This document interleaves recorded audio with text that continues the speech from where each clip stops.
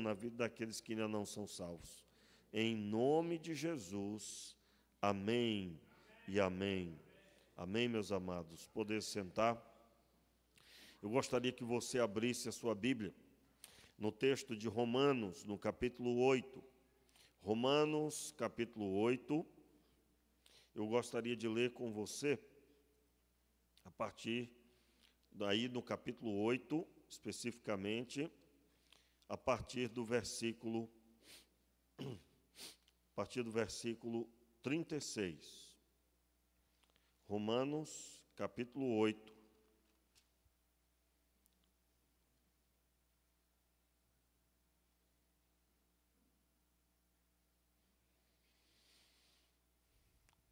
Versículo 36.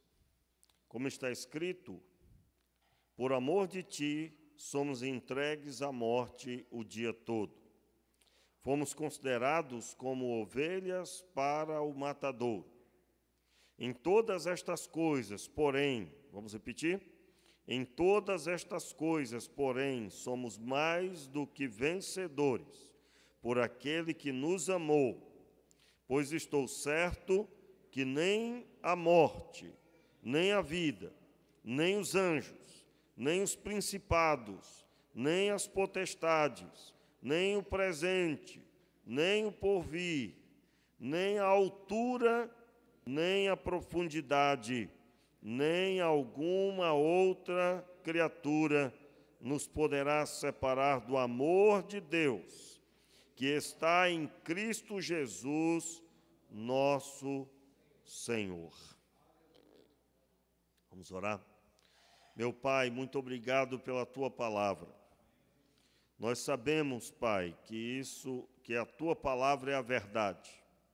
Nós te pedimos agora, Senhor, que os nossos olhos sejam abertos, que o nosso coração seja impactado, que a nossa vida seja renovada e que o Senhor seja, Senhor, glorificado nesta noite nas nossas vidas e através de nós.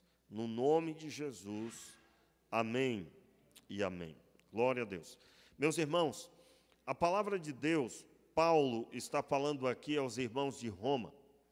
Ele escreveu a carta aos romanos com o objetivo de elucidar a verdade sobre o que Paulo pregava.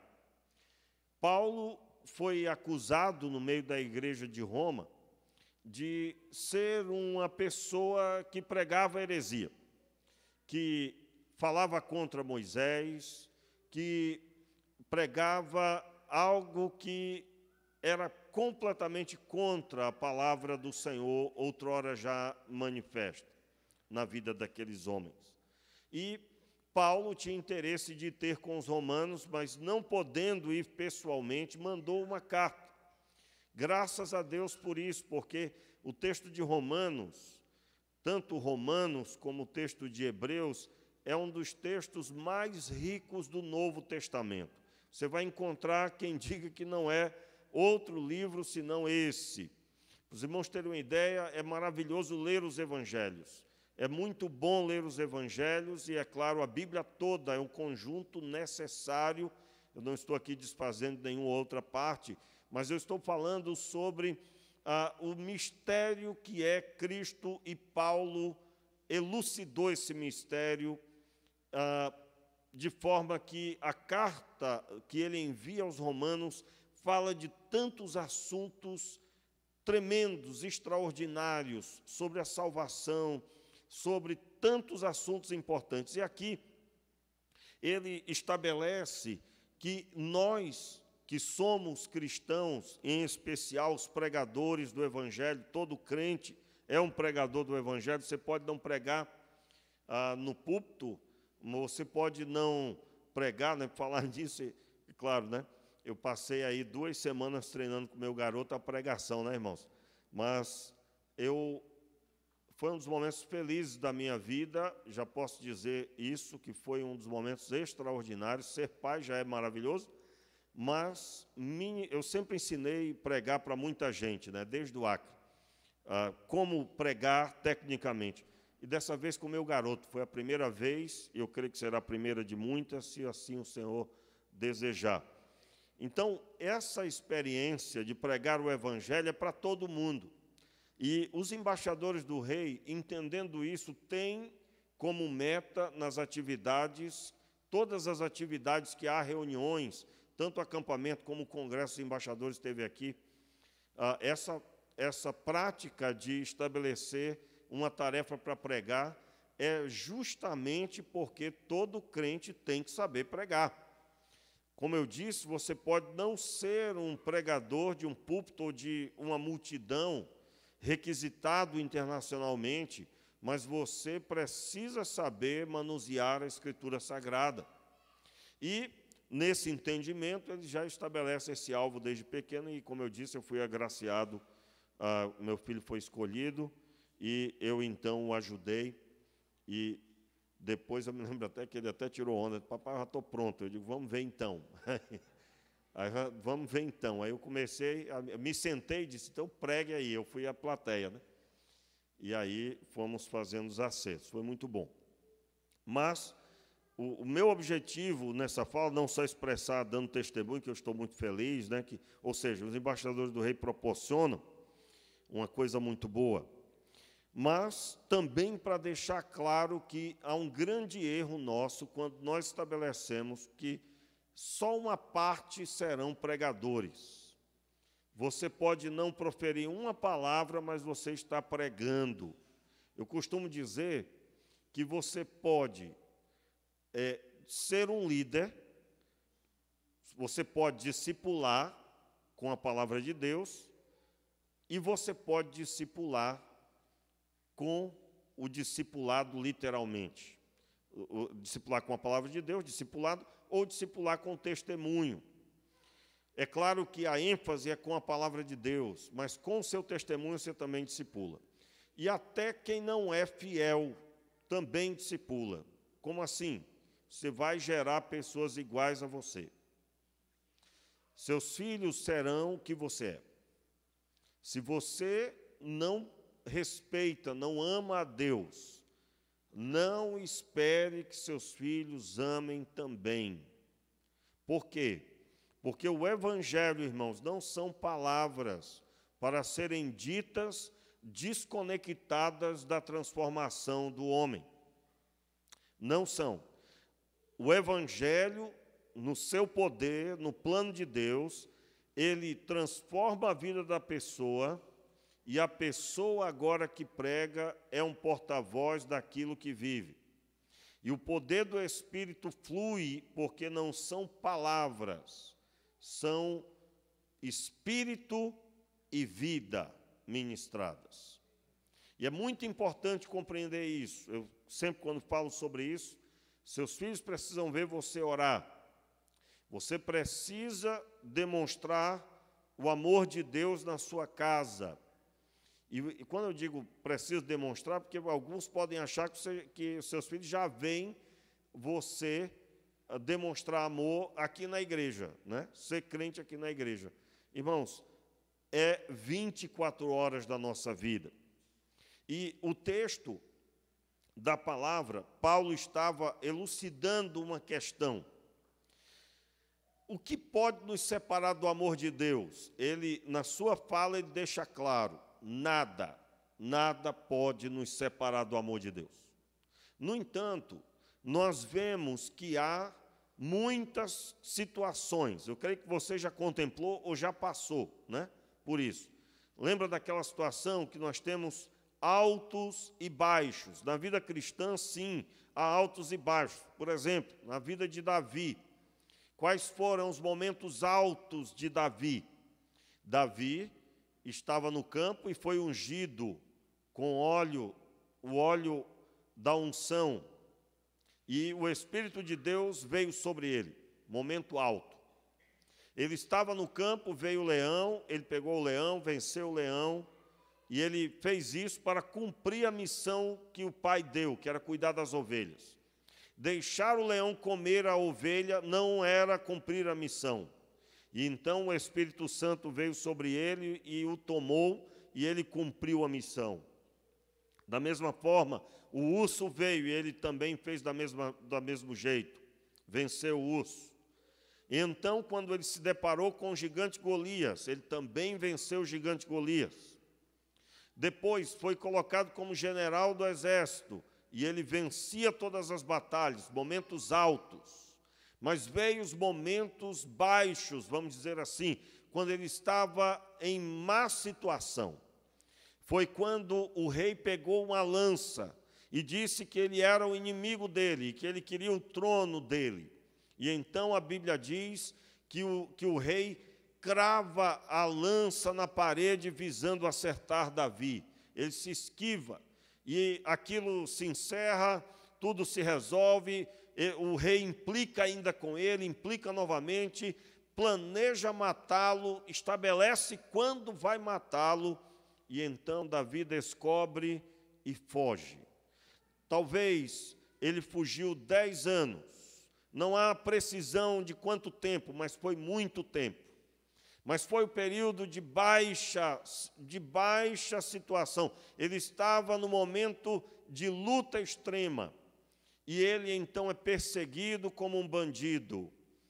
Ele é perseguido. Tem que sair, largar tudo. Largou irmãos, esposa, largou filhos, largou tudo. E então, a palavra diz que ele se manteve firme na vontade de Deus. Mesmo assim, o que era se manter firme na vontade de Deus? Ele respeitou o rei, ainda que o rei estava possesso de demônios. Possesso de demônios. A Bíblia diz que o rei estava possuído por demônios e que o atormentava por causa da desobediência. Mas Davi não fez diferente, ele se manteve. Ele respeitou o rei com tudo isso. Veja bem, meus irmãos, a vida cristã deve ser uma atitude só. Eu devo ter uma atitude só, que é a obediência. Quando estou em alta, quando eu estou bem, na bonança, eu devo servir a Deus.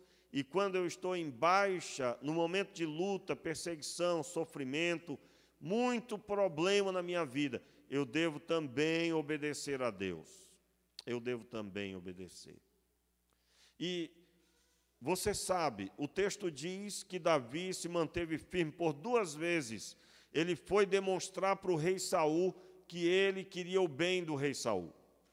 Ele demonstrou 2 vezes. Na segunda vez, o rei voltou para casa, envergonhado, dizendo: Davi, Davi, Davi. Ele pede, inclusive, que Davi chama Davi de meu filho, e assim ele volta para casa. Tempo depois, o rei é morto em batalha, não só ele, mas também Jonatas. Então, Davi volta a ter bonança novamente, ele se torna rei de uma parte de Israel e, logo em seguida, rei de todo Israel. E ele volta a ter um período firme no propósito e continua fiel a Deus. É claro, a história é bem maior do que isso, mas eu quero chamar a sua atenção porque o texto da palavra, volte aí para Romanos, você está com o texto aberto. O texto diz, verso 37, aliás, vamos ler de novo, verso 36, como está escrito: por amor de ti, olha aqui, por amor de ti somos entregues à morte o dia todo. Fomos considerados como ovelhas para o matadouro. Ele se refere a quem, irmãos? Ao cumprimento de uma palavra que foi proferida pelo profeta. E isso estava se cumprindo. E ele se refere a quem? O cristão, aquele que serve Jesus, que segue a Cristo. Verso 37. Em todas estas coisas, porém, somos mais que vencedores por aquele que nos amou. Que coisas são essas, irmãos? O perigo de morte. Perigo de morte. Veja, Paulo está dizendo que mesmo com o perigo de morte, nós somos mais, vamos lá? Por isso, se você vê qualquer um dizendo assim, eu sou um vencedor, eu vou vencer, visando ganhar dinheiro, não tem nada a ver, está mal aplicado o texto. O texto não é para esse objetivo. O objetivo é: sou servo de Deus, me manterei servo de Deus. Sou mais que vencedor sobre essas coisas. A pressão da morte não me tira da fidelidade. Aí o verso 38. Pois estou certo que nem a morte, nem a vida, nem os anjos, nem os principados, nem as potestades, nem o presente, nem o porvir, nem a altura, nem a profundidade, nem alguma outra criatura nos poderá separar do amor de Deus que está em Cristo Jesus, nosso Senhor. Eu quero observar aí o final, né? Nos poderá separar do amor de Deus que está em Cristo Jesus. Entenda aí o amor de Deus, ó. Olhe para mim aqui. Vamos lá. O que é o amor de Deus que está em Cristo Jesus? Se puder deixar projetado esse versículo, deixa aí, o verso 39. Desculpa, irmãos. Nem nada poderá me separar do amor de Deus que está em Cristo Jesus. Vamos relembrar aí o que significa isso? O amor de Deus que está em Cristo Jesus é o verbo que se fez carne, e nós vimos a sua glória. A sua glória, como a glória do unigênito do Pai, é incomparável, não tem nada que se compare. É a glória do Filho único de Deus. O que João disse? Nós vimos. Tem uma série aí com eu acho que tem mais de 70 mensagens, onde eu preguei o Evangelho de João todinho. Por quê?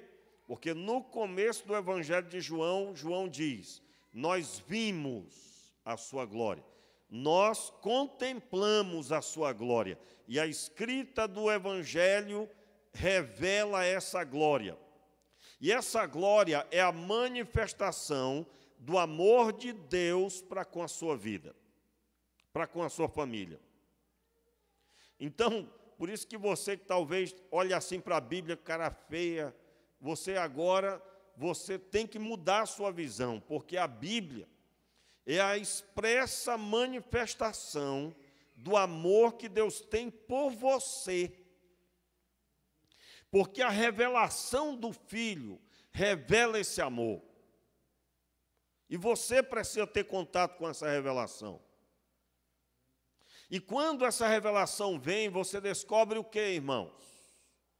Você descobre que Deus te amou de tal maneira que deu o Filho único dele por você. Ele deu o Filho. E deu para quê? Para vender como escravo. Não. Deu para ser morto na pior morte da época, a morte de cruz. E o objetivo? Que ficasse divulgado para todas as nações a morte do Filho de Deus, que pagava o preço pela sua e a minha vida. O amor de Deus. Nada nos pode separar deste amor.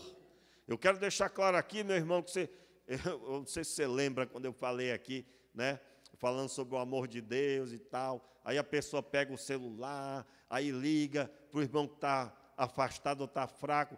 Eu te amo, meu irmão. Olha, Jesus te ama. Que bom, ligaram para mim, eu estou me sentindo amado. Isso é muito pequeno. Isso aí, irmão, e nada é a mesma coisa. Como assim? Isso não mantém ninguém. Entende isso? Quantos estão entendendo o que eu estou dizendo? Que é isso, pastor? Eu duvido, se eu ligar aqui, se Deus não abençoa. Irmão, eu creio que Deus está com você, que Ele vai te usar. Eu não estou falando sobre isso. O que mantém o crente é ele entender que a vida dele está firmada porque a revelação do amor de Deus foi dada a ele. Os olhos dele se abriram, ele viu Jesus. Preste atenção, porque se você não teve essa experiência, é para ficar preocupado. Você é para ficar preocupado com a sua própria vida. Você lembra quando você se converteu? Quando você se converteu, alguns vão dizer que sentiu o corpo leve, outros choravam copiosamente, outros baixaram a cabeça, fizeram uma oração e nunca mais foram os mesmos. O que aconteceu naquele dia? Você contemplou com os olhos da fé Jesus, quem Ele é. E quando você olhou para Ele, você descobriu que Ele está além do que você imaginava. E você, ao contemplar, automaticamente, estou tentando explicar em palavras, mas não dá. Mas vou tentar explicar. Automaticamente, quando você viu Jesus, aí eu estou falando das pregações, Deus ministrou na sua vida. Você olhou para você e viu as trevas que estavam em você. Você contemplou a luz e ali naquele dia você descobriu quão trevas estava em sua vida. E é nessa hora que a pessoa se rende e diz: eu quero seguir Jesus. Eu quero Jesus na minha vida. Entenda, porque eu estou explicando o que é esse amor que nada nos pode separar. Em outras palavras, é a declaração de que eu sou discípulo de Jesus e eu não abro mão. Pode haver ameaça de morte, pode haver potestade, anjo, pode haver tudo que alguém possa imaginar. Paulo vai dizer, alguma outra criatura, qualquer coisa que alguém imaginar. Nada disso pode me separar do amor de Deus que está em Cristo Jesus. Aí alguém erra, preste atenção, estou detonando a forma errada para poder você sair dela se você tiver. Qual é a forma errada? O amor de Deus que está em Cristo Jesus. Aí a pessoa lembra de uma foto que alguém idealizou, que é de Jesus, Jesus com a mãozinha assim, né? Uma mãozinha, um olhar terno. Aí a pessoa imagina, né? Aquele amor de uma foto. Não é isso, não é isso. Mas não é isso mesmo, viu, irmãos? Eu estou falando da obra de salvação. Eu estou falando da revelação de você conseguir contemplar o Cristo Salvador. E essa revelação revela quem você é.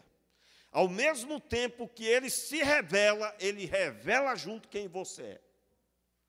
Meu irmão, se você não teve essa experiência, você não conseguirá servir a Deus ao ponto de agradá-lo. Quando nós falamos agradá-lo, irmãos, não estamos falando de vir a cultos e de praticar práticas religiosas. A única forma de agradar a Deus é do jeito que Ele estabeleceu.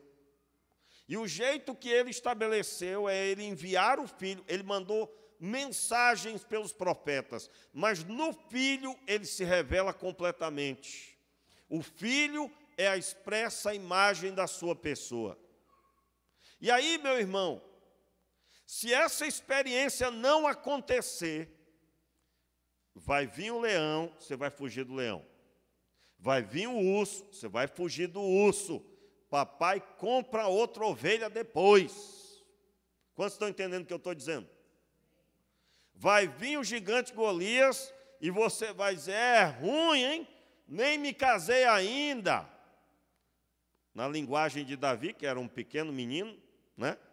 Não casei, não tive filho, não tive... Irmãos, o casamento era uma coisa tão maravilhosa que quando havia guerra, o rapaz casou, tinha que ficar 1 ano em casa. Para você ver o respeito que se tem pelo casamento. E aí, a pessoa vai olhar para a perseguição, para a responsabilidade general e vai dizer, ih, rapaz, essa eu consegui, a outra eu não sei. Ela vai olhar para a perseguição do gigante, do Saul, né? E aí ela larga na hora. Larga na hora. Meus irmãos, se o óleo não vier sobre a cabeça, eu estou dizendo que muito menos que isso separa sim. E aí eu vou dizer a palavra aí, entenda bem, né? Agora eu já tenho condições de dizer, porque senão vai que alguém diz que eu estou pregando heresia aqui, né? Meu irmão, Você conhece pessoas que um probleminha ralo separou ou não separou do amor de Deus, entre aspas? Entre aspas, hein, irmãos? Esse amor de Deus que eu estou falando aqui é o amor à igreja, tá? É o amor ao culto, o amor a ser batista. Isso não firma, irmãos, o que firma é Jesus. O que eu quero dizer é que você pode passar diante da batalha, eu sou batista, eu sou batista, eu sou batista. Não vai adiantar nada, isso não vai adiantar nada, pare logo com isso. Eu tenho a melhor igreja, minha igreja é maravilhosa, meu pastor é maravilhoso. Isso não vai adiantar nada, é capaz do capítulo 20 dar um tapa mesmo assim. Para com esse negócio, que até eu não estou aguentando. O que faz a diferença na vida do crente é ele estar passando o que for, a iminência da morte, mas ele fecha os olhos, ele vê o trono. Ele vê o trono. Meu irmão, quando eu fecho os olhos, eu vejo o trono do Senhor pela fé. Eu vejo. Eu não vejo o que está diante de mim, eu vejo a revelação. Quarta-feira eu estava aqui pregando com febre, né? Eu não estou dizendo isso para me elogiar, não, porque isso não é nada. Isso não é nada, meu irmão. Não é nada. Mas aí eu disse para mim antes, né? Rapaz, do jeito que eu estou aqui quebrado, eu vou pregar 20 minutos. Não consigo. Porque quando eu pego o microfone, e antes, às vezes eu fico aqui, às vezes até você vê eu no celular, eu estou ali dando os últimos acertos, claro, vendo a live, fazendo alguma coisa, vendo se tem alguém pedindo oração, mas muitas vezes fazendo os últimos acertos, porque queima no meu coração a pregação da palavra de Deus. Queima. Eu estou falando isso para dizer para você que não é uma obrigação, como que um peso, mas é uma satisfação pregar a palavra. Por quê? Porque eu fecho os olhos e eu vejo o trono. Eu fui tocado por essa experiência, a experiência de tocar pela fé o trono da graça. E se o amor de Deus genuíno, e é esse que eu estou pregando, essa explanação da Escritura, de contemplar o Cristo que foi revelado na Escritura. Quando você tem essa experiência que se abre os seus olhos, e Deus vai com você profundamente. Eu me lembro, já contei aqui essa experiência, eu estava no auditório, o teatro da cidade, o maior teatro lá da cidade, né? Aí, da minha cidade de origem, o estado do Acre, a capital Rio Branco, e nós estávamos naquele teatro, era a Convenção Batista Acreana, e convidaram a irmã Dorcas para pregar. A irmã Dorcas, uma mulher de Deus, uma serva do Senhor, muito usada por Deus, e a irmã Dorcas aceitou o desafio de pregar na Convenção Batista Acreana, irmãos, foi extraordinário. E ela, nesse dia, não sei se foi nesse dia ou se foi na noite anterior, ela disse: irmãos, Deus já me revelou que essa é a última vez que eu venho aqui nesta cidade. Irmãos, e Deus a recolheu logo em seguida. O Senhor a recolheu mesmo. Era uma mulher extremamente usada. E eu me lembro que ela pregando ali, ela disse uma frase, que naquela frase o Espírito Santo ministrou meu coração tão profundamente, mas tão profundamente, irmãos, que acabou o culto, e as pessoas foram embora e eu fiquei sentado. E eu fiquei sentado me derramando diante de Deus, em oração, mas foi uma coisa diferente de tudo que eu já vi, porque eu não conseguia parar de olhar para o púlpito. E eu estava navegando numa ministração de Deus profunda, que Deus falou muito comigo de coisas extraordinárias. E eu me lembro que alguns até ficaram assim olhando para mim: você não vai embora? E eu digo: não. E eu permaneci ali. Literalmente todo mundo foi embora e eu fiquei. Eu estou tentando expressar que experiência é essa. Essa não foi da conversão, foi da profundidade da ministração de Deus na minha vida, no caso. Irmãos, isso é posto e não sai mais. É o que Deus constrói e fica. E aí, eu quero finalizar dando um exemplo deste homem que fez isso. Parece que eu vou me demorar, mas eu vou continuar no próximo culto. Mas eu vou finalizar e eu creio que o nosso coração vai se rendendo conforme eu vou ler. Eu volto a repetir, irmãos. Pois estou certo que nem a morte, nem a vida, nem anjos, nem principados, nem potestades, nem presente, nem o porvir, nem a altura, nem profundidade, nem alguma outra criatura nos poderá separar do amor de Deus, que está em Cristo Jesus, nosso Senhor. Abra aí a sua Bíblia, em 2 Coríntios. 2 Coríntios,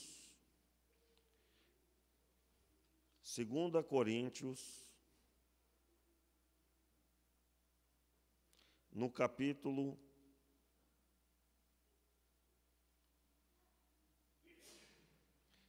2 Coríntios,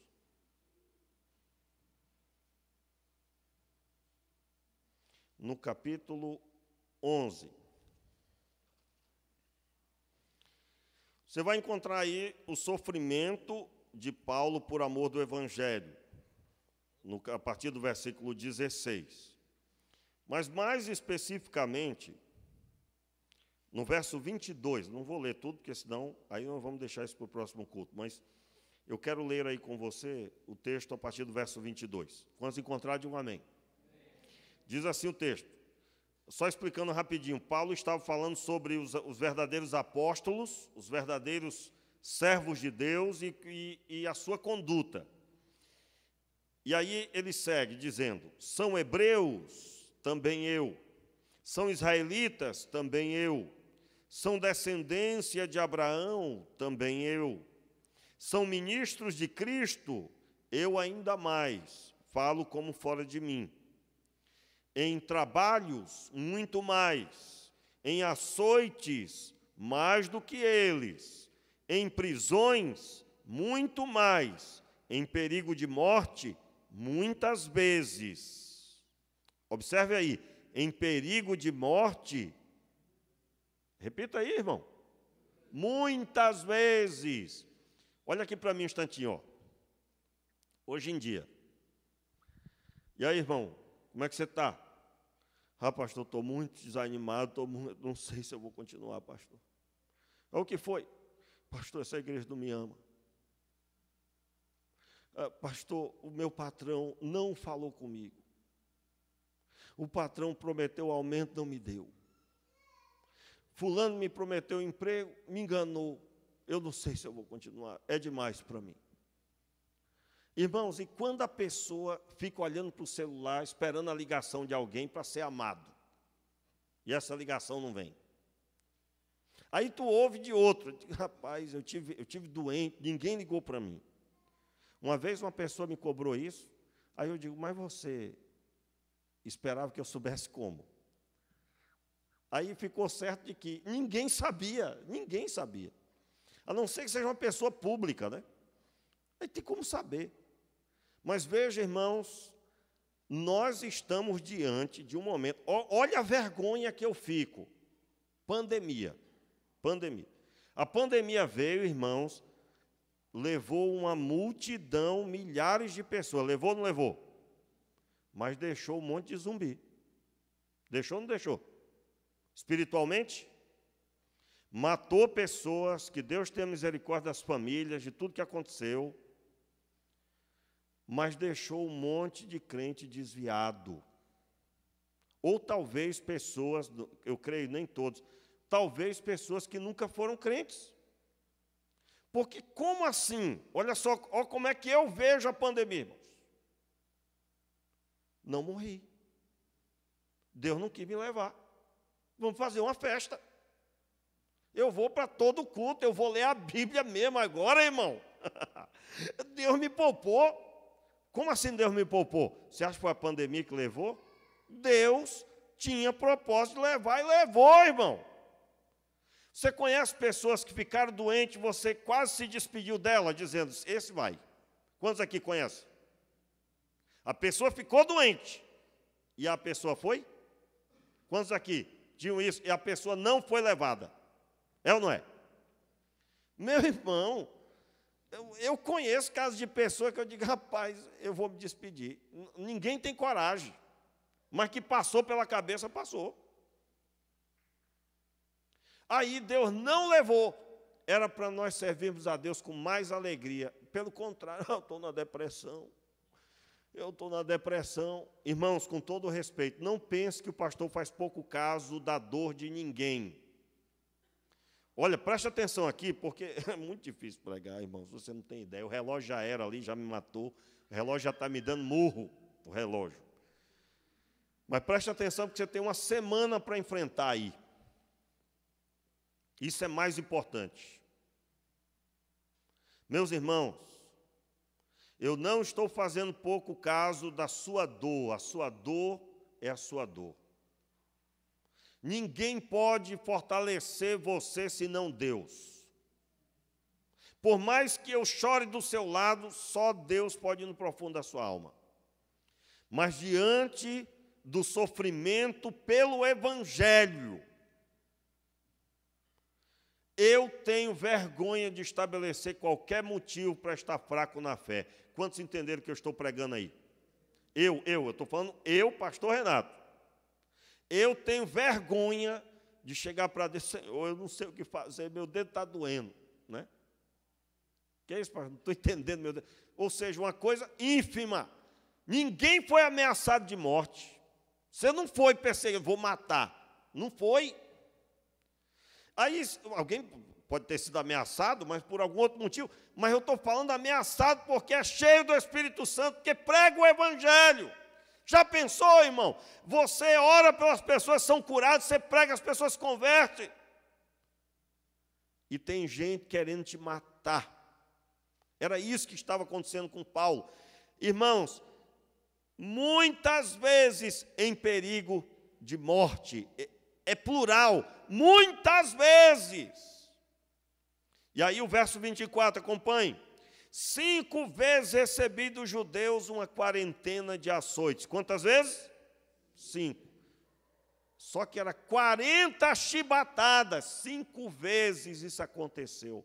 Paulo pegou 5 pisas, como dizia quando eu era pequeno, menino, hoje tinha uma pisa. Lembrei agora, tirei do fundo do baú, né? E era onde esse açoite? Em praça pública. E sabe como? Nu. Hoje em dia, a pessoa se converte, começa a ter oposição das trevas, porque vai ter, não é mais treva, você não está mais nas trevas, então você vai ter oposição. E a pessoa pensa em deixar o Evangelho, deixar Jesus. O amor de Deus que foi revelado em Cristo Jesus, irmãos, é a sua vida diante de Deus, sua vida no altar, você caminhando com Deus, indo para o trabalho, voltando do trabalho, estando com a família, vindo para a igreja, viajando, indo, voltando, aonde você estiver. Nada pode separar você deste amor, mas se as circunstâncias têm separado, você tem que analisar a sua conversão. Você precisa perguntar qual o problema. Você conhece o que a Bíblia diz para a sua vida. Você estudou a doutrina da palavra de Deus. Você sabe o que é andar em santidade. Porque pode ser que a pessoa é convertida, salva, lavada pelo sangue do Cordeiro, mas ela não foi nutrida com a palavra o suficiente para andar como adulto na fé. E aí qualquer coisa é grande para ela. Qualquer coisa. Então, meus irmãos, o que Paulo nos mostra é que ele tem autoridade para proferir que nem a morte, nem o porvir, nem a vida. Quando ele fala a vida, é situações que enfrentamos. pode nos separar do amor de Deus, e Ele tem autoridade, porque Ele sofreu muitas vezes perigos de morte, 5 vezes recebido dos judeus uma quarentena de açoites, e essa quarentena era com vara. Você imagina, 40 chibatadas.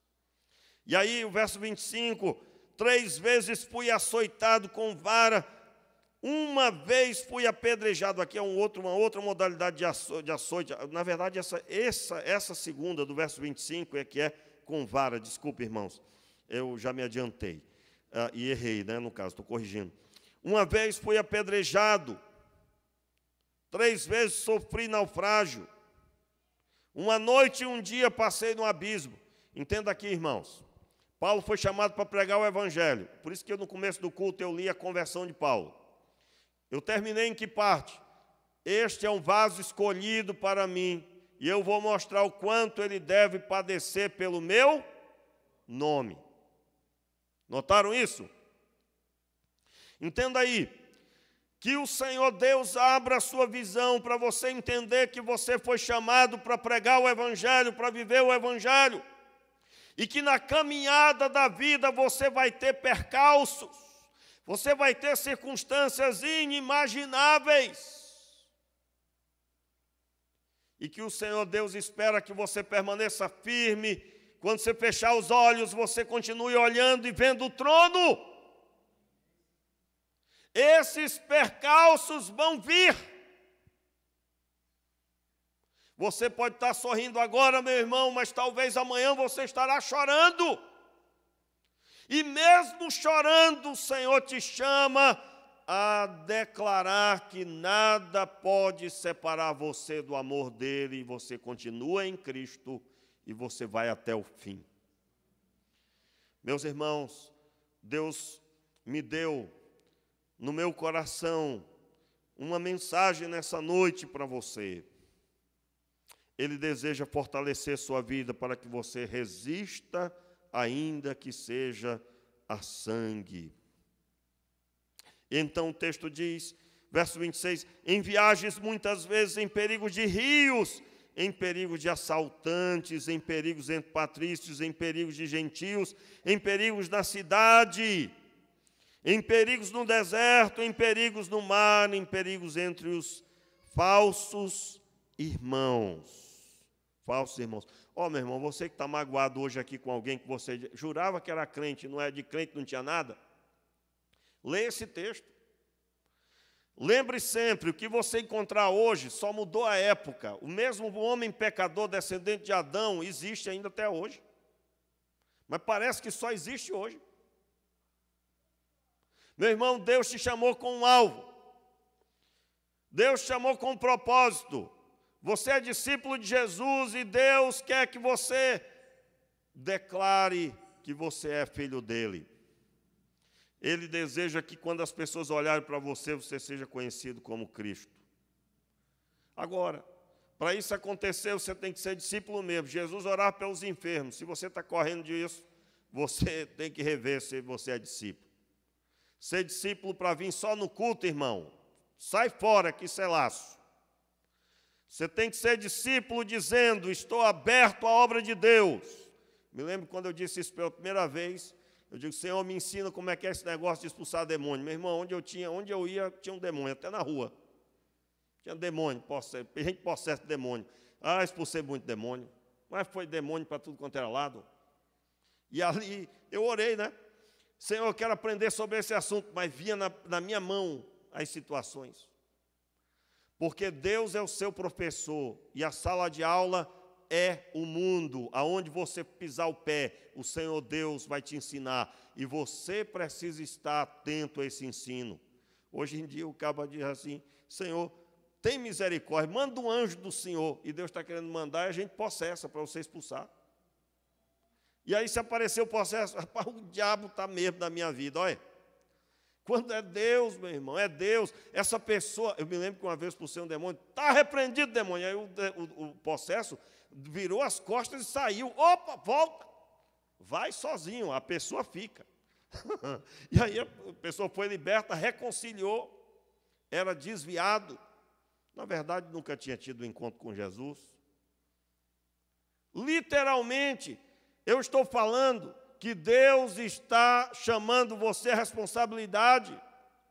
Eu estou dizendo que toda circunstância ínfima que você está vivendo, há situações muito maiores quando o alvo é a glória de Deus, quando o alvo é a glória do Pai. Você precisa escolher, você quer viver para você ou você quer viver para Deus? Para viver para Deus, a palavra de Deus tem que estar em primeiro lugar na sua vida. Você vai deixar de ser um recebedor e vai ser alguém que vai dar agora. Você não espera ouvir mensagem, aconselhamento. Você está estudando para aconselhar. Você não está esperando que alguém ore por você, mas você está se enchendo do Espírito para que quando chegar a hora de orar por alguém, você tenha o que ministrar sobre a vida da pessoa. Eu quero chamar você à reflexão hoje aqui. Meu irmão, Deus quer mudar a sua casa, a sua história, mas é através de você. Fique de pé, quarta-feira continuaremos. Mas vamos finalizar hoje aqui em oração. Que o Senhor Deus agora abra a sua visão, abra os seus ouvidos. Senhor, tenha misericórdia, Senhor, há lá fora tantas necessidades, tantas pessoas oprimidas de demônios, tantas pessoas precisam ouvir o Evangelho, tantas pessoas enfermas, Senhor, sabemos que a enfermidade a pessoa pode ser curada e no final não querer nada, mas sabemos que o Senhor usou essa ferramenta para que pessoas ouvissem o Evangelho, e nós estamos falando sobre isso, Pai. Nós te pedimos, usa a tua igreja, Senhor. Usa o teu povo, enche do Espírito, restaura esse teu filho, essa tua filha que está em casa. E, Senhor, que tem feito dos problemas algo maior do que a caminhada na fé. Nós te pedimos agora, Pai, restabelece a fé dessa pessoa. Restaura a caminhada desta pessoa. E há também, Pai, os teus filhos que estão aqui, que qualquer situação os tira da tua presença. O Senhor sabe cada um, eu não sei. Eu te peço agora, Senhor, quebra o que tem que ser quebrado, todas as cadeias, todas as correntes malignas agora sejam quebradas. Levante suas mãos aí, meu irmão, como quem recebe, porque Deus está aqui para ministrar. Em nome de Jesus, seja agora quebrada na tua vida toda a cadeia. Você que não conseguia orar, agora vai conseguir em nome de Jesus. Na autoridade do nome de Jesus, você que não conseguia ler a Escritura, você vai conseguir agora, em nome de Jesus. Seja o Espírito Santo agora ministrando no teu coração, conduzindo a sua vida para buscar a presença de Deus. Você que Deus tem chamado pela madrugada para orar, obedeça, pare de dormir, levante e ore pela madrugada. É Deus que está te chamando. Em nome de Jesus. Seja agora teu casamento restaurado, o teu amor pela sua esposa, o seu amor pelo seu marido restaurado, seu coração liberto agora de toda dor, mágoa. Seja agora restabelecido todas as coisas que um dia você teve na sua vida. Dons espirituais sejam restaurados aí no seu coração. Seja renovado o Espírito Santo na sua vida. O Espírito do Senhor renove agora os dons e talentos. Em nome de Jesus. Seja assim, Pai.